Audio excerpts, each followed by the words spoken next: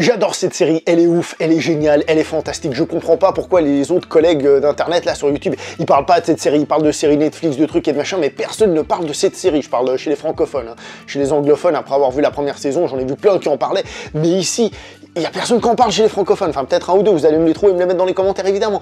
Mais je comprends pas pourquoi les gens ne parlent pas plus de Cobra Kai. Cette série, elle est excellentissime, elle est fantastique, elle est ouf. Elle fonctionne du feu de Dieu, tous les épisodes sont prenants, enfin bref, j'adore cette série, je ne peux que vous recommander de regarder Cobra Kai. J'avais parlé des 2 premiers épisodes vite fait, et ensuite j'avais regardé toute la saison, j'avais adoré, j'ai pas voulu vous en parler parce que j'aurais dû reprendre pas mal de choses que j'avais dit dans les 2 premiers épisodes, mais j'aurais dit d'autres choses, je serais allé bien plus en profondeur sur certaines idées globales, comme le fait de vous dire qu'il faut absolument la regarder. Là, je viens de finir de regarder la 2e saison, et c'est juste fantastique. Cette série, elle est ouf, elle est fantastique, elle est géniale.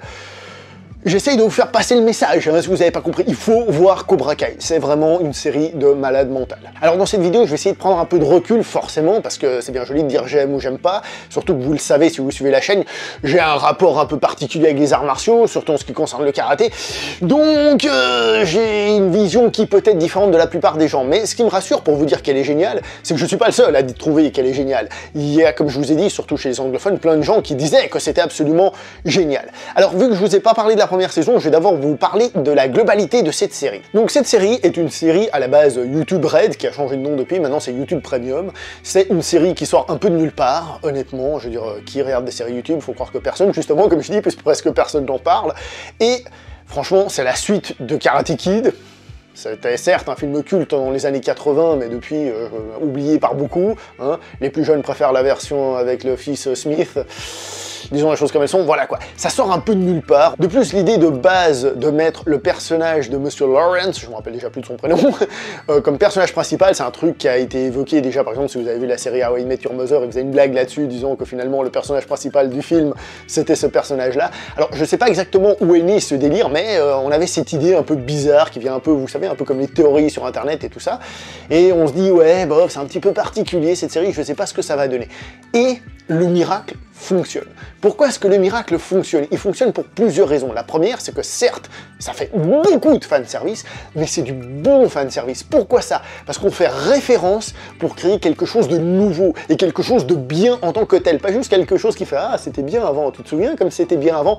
Non, quelque chose de bien et d'efficace, là, maintenant. Je vous ai dit que la série mettait en avant le personnage de Mr. Lawrence, je l'appellerai comme ça tout le long de la vidéo, désolé. Mais en fait, c'est plus subtil que ça, puisqu'on a aussi, évidemment, Daniel San, Daniel Larousseau, qui revient, d'ailleurs interprété par les mêmes acteurs qu'à l'époque, hein.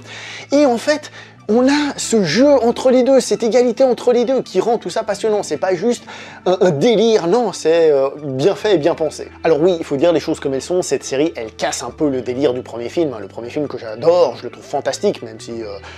niveau karaté, c'est de la merde, et puis on sait que c'est des jolies phrases, des nouvelles philosophies et tout ça, puis après dans l'application, c'est autre chose, mais il n'empêche que j'adore ce premier film de par cette magie naïve qu'il dégage par rapport aux arts martiaux. Et cette série, elle contredit un petit peu ça, justement, parce qu'elle remet un peu en cause la pensée de Daniel San, et donc d'une certaine manière de Maître Miyagi, et elle remet aussi en cause, finalement, les méchants qui finalement sont peut-être pas si méchants que ça. Alors ça casse ce film peut-être, mais c'est justement ce courage-là qu'il fallait pour créer quelque chose de nouveau et de vraiment super intéressant.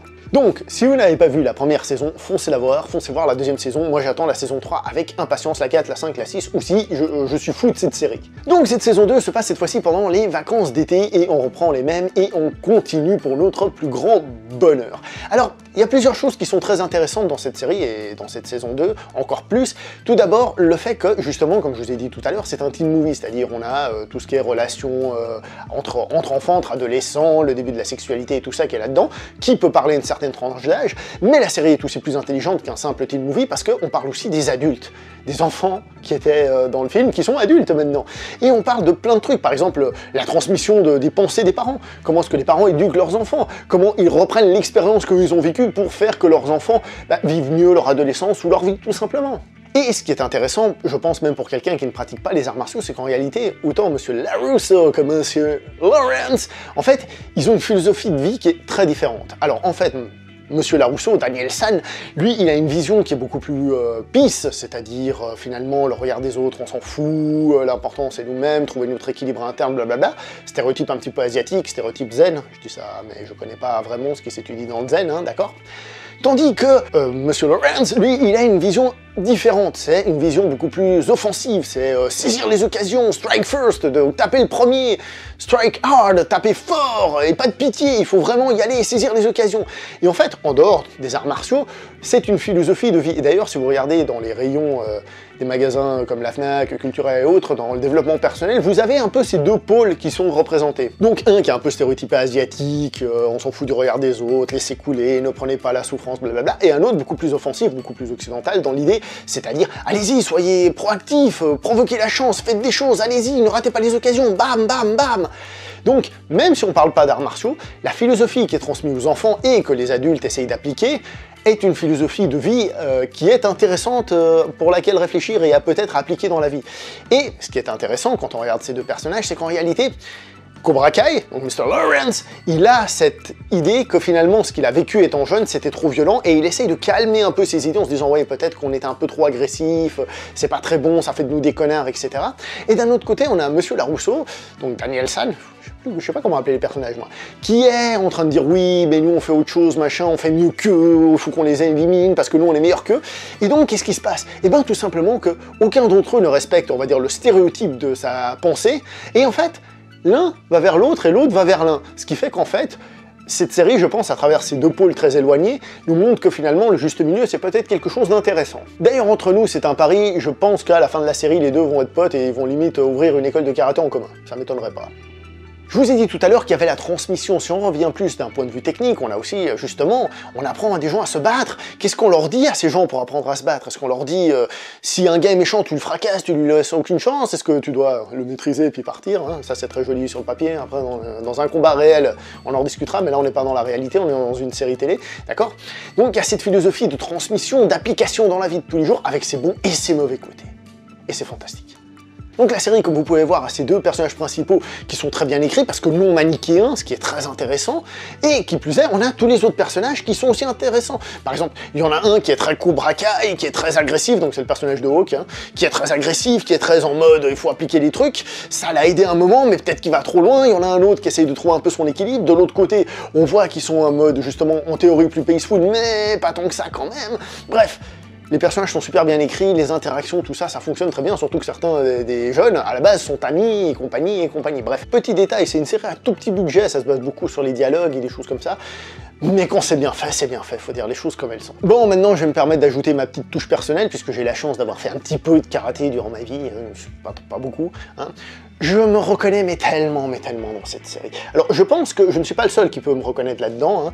Je pense qu'il y a des choses plus globales, hein, par rapport à l'adolescence, par rapport à la vie d'adulte, etc., qui font qu'on peut se reconnaître, mais quand en plus vous avez fait des arts martiaux, enfin en tout cas moi, je me reconnais mais tellement. J'ai l'impression qu'ils m'ont scanné le cerveau pour faire cette série, c'est abusé. J'ai pas ressenti ça depuis les premières saisons d'How I Met Your Mother, mais c'était dans un autre sujet. Là, c'est par rapport aux arts martiaux et je me reconnais mais tellement là-dedans. Alors, d'abord, on va quand même parler un petit peu technique, d'accord? Il est marrant de voir que le personnage de Daniel Larousseau est censé faire un karaté d'Okinawa, et en théorie, il est censé être plus Goju. Je dis Goju, donc c'est une école de karaté, pour ceux qui ne savent pas, traditionnelle. Je dis ça parce que l'auteur du scénario du film original avait pratiqué le Goju-ryu à Okinawa, et dans le film, donc, il était censé appliquer le Goju-ryu. Cependant, la doublure de Maître Miyagi était un maître du style Shitoryu. Alors, le style Shitoryu, si vous ne savez pas, c'est une école dans laquelle il y a les katas de tous les styles qui existent en karaté. Le fondateur, il adorait les katas, il a dit, allez, je les prends tous, il y en a une cinquantaine, il a fait youhou, d'accord?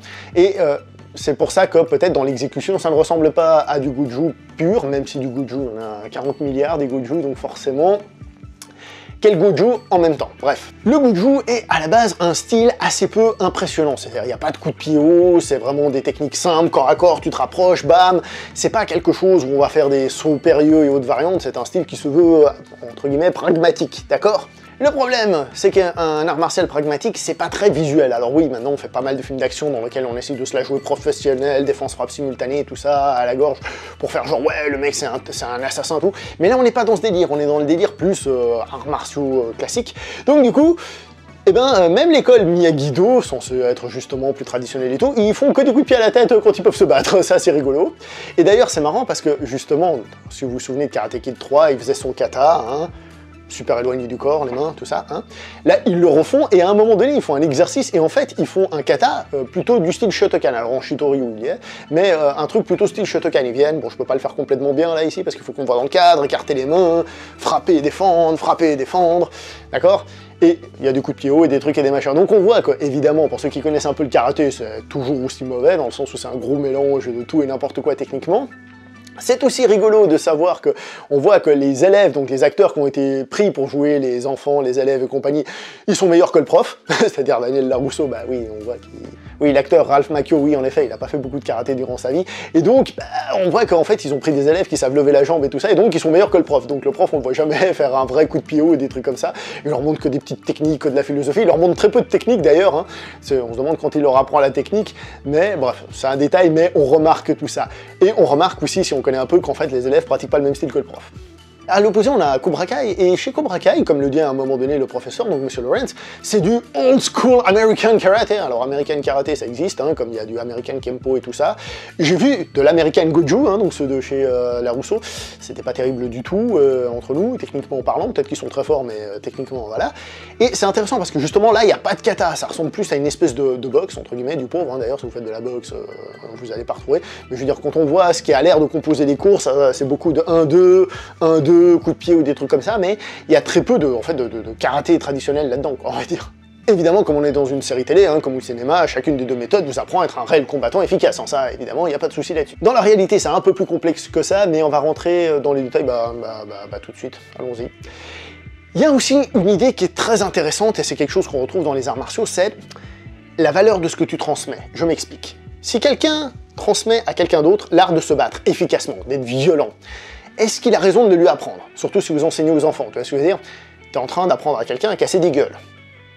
Est-ce que c'est moral? Est-ce que c'est bien? Est-ce que le gars va pas aller se friter avec un autre juste après le cours?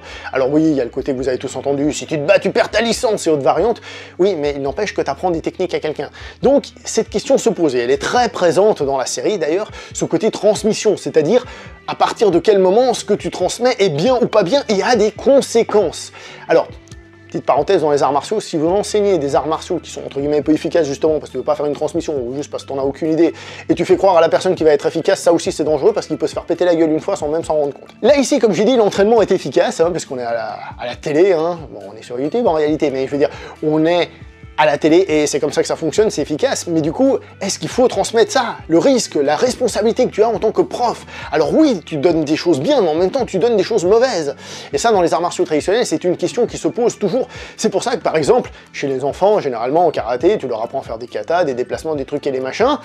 Le karaté plus moderne, on va t'apprendre à faire du combat de compétition, mais à aucun moment on va réellement t'apprendre, allez, t'arrives, bam, dans les entrejambes, bam, coup de coude dans la gueule. Et alors, il y en a qui font ça tout le temps, et ils appellent ça le karaté, et il y en a qui vont le faire peut-être, mais plus tard. En fait, il y a très peu d'écoles de karaté qui ont une réelle évolution dans le combat pour vraiment arriver à quelque chose. Comme j'ai dit, est-ce qu'à la base, ce sont les professeurs qui ne voulaient pas enseigner quelque chose aux élèves, qui sont devenus eux-mêmes professeurs et qui ne savaient pas qu'il y avait quelque chose qu'ils n'avaient pas appris et qu'ils ont transmis? Ou est-ce que c'est juste que qu'il n'y avait rien à apprendre? Ça, je vous le laisse. C'est à vous de faire vos recherches et à trouver les profs qui vous parlent si vous voulez pratiquer les arts martiaux. Mais pour revenir à la série, honnêtement, mais je me reconnais tellement là-dedans, dans ces questions de justement d'enseignement, qu'est-ce qu'il faut enseigner aux élèves. À une époque, j'étais en mode, il faut enseigner quelque chose d'efficace, parce que sinon ils apprennent rien, puis j'ai eu des élèves qui étaient un peu des petits cons, et je me suis dit, ouais, non, mais finalement, est-ce que je dois apprendre des trucs à lui, parce qu'après il va aller se friter dehors. Donc finalement, tu lui enseignes pas. Ah, toujours des grosses questions, qui plus est, dans cette série, dans la première saison, c'était plutôt Mr. Lawrence qui montait son école, maintenant on a plutôt Daniel Larousseau qui monte son école. Mais je me reconnais, mais tellement là-dedans, dans ce côté. J'ouvre mon école traditionnelle, hein, cette fois-ci, de Daniel Larousseau, et justement, comme c'est traditionnel, c'est moins tape à l'œil, je vous ai dit, hein, pas trop de coups de pied à la tête et tout, même dans la série ils en font. Comment est-ce que tu peux rivaliser avec des écoles qui font des coups de pied à la tête, des techniques qui sont belles et que les gens disent, voient ça, ils disent, ouah, j'ai envie de faire ça, c'est beau. Tandis que l'autre, c'est un truc simple, pas très forcément intéressant. Comment un art martial traditionnel a une chance de survivre aussi face au mode, hein, dans la réalité ce serait face au MMA ou autre truc. Comment est-ce que tu peux essayer de vendre ton truc Alors que, bah oui, de l'extérieur, il n'y a rien, ça demande un travail. C'est très compliqué et on retrouve ça dans cette série, donc je me suis retrouvé mais complètement là-dedans, mais complètement. Qui plus est, bah oui, on a quand même un élève qui est par exemple les moins doué pour les arts martiaux, on en a d'autres qui sont plus faciles, donc t'as le côté professeur, aïe aïe aïe, quand t'as un élève qui est pas doué, c'est pas facile, faut trouver les mots, il faut essayer de le motiver, il y en a qui comprennent rien à ce qu'il pratique, etc., etc. Et pour les élèves, il y a ce que je disais, ce côté, je fais des arts martiaux, peut-être que je commence à être bon, mais peut-être pas, très très difficile tout ça. Et bref, tout ça, on le retrouve là-dedans. Un autre petit mot, les combats sont pas terribles. Bon, alors, déjà, c'est très bien qu'il y ait du karaté de merde, sinon ce serait pas Karate Kid, hein. Karate Kid, c'est bien connu pour être du karaté un peu pourrave depuis tout le temps, hein. Et ce qui est intéressant aussi, c'est que finalement, les élèves, quand ils se battent, bon, bah oui, c'est visuel, il y a une chorégraphie, hein, ils se battent mieux que des élèves qu'on a au club, évidemment, hein, parce que c'est un combat coté, on refait tout ce qui va avec.